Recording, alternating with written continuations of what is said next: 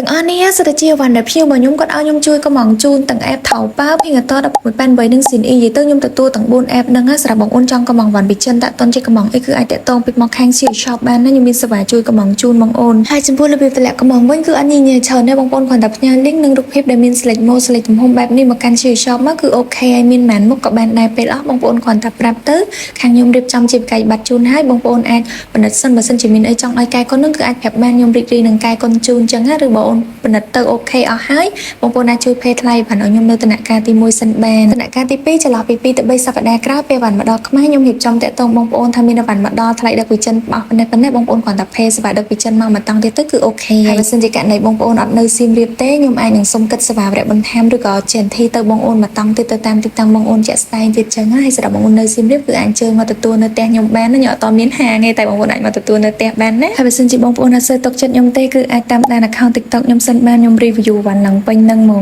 បងអូននេះមុខម្ចាស់ហាង Share Shop ផ្ទាល់ហ្មងណាដល់គ្នាទៅបងអូនចង់កំងវ៉ាន់ច្រើនចេះខ្ញុំដាក់ក្រុងធំជូនចេះក៏បានឬក៏មានតម្រូវការតិចតួចអីជាកញ្ចប់តិចតួចអីខ្ញុំទទួលកំងដូចគ្នានោះមួយមុខពីរមុខអីក៏ខ្ញុំទទួលដែរណាអរគុណបងបាយ